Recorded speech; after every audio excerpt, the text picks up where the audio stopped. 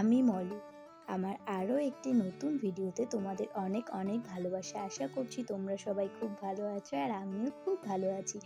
সকালটা শুরু হয় আমাদের ভিভানের হাসি মুখটা দেখে। এরপর স্নান টান করে নিয়ে আমি বাইরে বেশ কিছু ফুল তুলে নিয়েছিলাম, তো ভাবলাম তোমাদেরকেও দেখিয়ে দিই। আর এই যে লেবু গাছটা তোমরা এখন দেখতে পাচ্ছ না, এখানে প্রচুর লেবু, আর এটা না কমলা লেবু। জবা ফুলটা দেখেছো কত বড়। এরপর আমি ফুলগুলো তুলে নিয়ে পুজোটা দিয়ে নিয়েছি।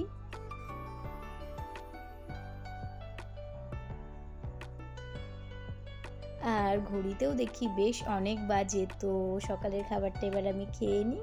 সকালের খাবার খেয়েছিলাম ডাল পুরি আর তরকারি, তার সাথে একটু শসা কেটে নিয়েছিলাম। আর এদিকে অনেক বেলা হয়েছে, সেই জন্য ভাত আর ডালটা বসিয়ে দিয়েছি। আর তার সাথে ছিল পাঁচ তরকারি।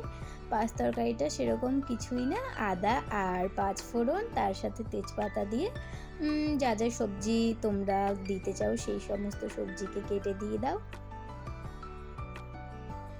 এদিকে আমি তেলটা গরম হলে শোল মাছটাও দিয়ে দিয়েছি। আজকে হবে শোল মাছের তরকারি। এই যে ভিভান উঠে গেছে ঘুম থেকে, ওর সাথে বেশ কিছুক্ষণ সময় কাটিয়ে নিয়ে লাইটিংগুলো চেক করছিল ঘরের মধ্যে টানিয়ে, যে লাইটগুলো ভালো আছে কিনা, কারণ বেশ কিছু লাইট আছে পুরনো আর কিছু নতুন। এদিকে রান্নাবান্নাও হয়ে গেছে আর রাতও হয়ে গেল।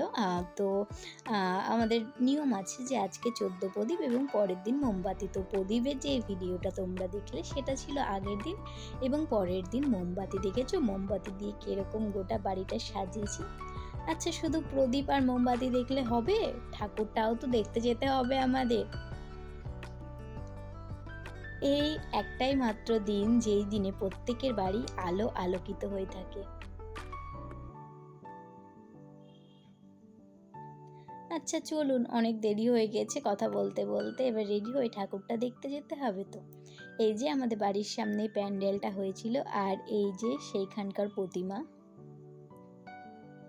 আচ্ছা আজ তবে আসি, দেখা হবে আরও একটি নতুন ভিডিওতে।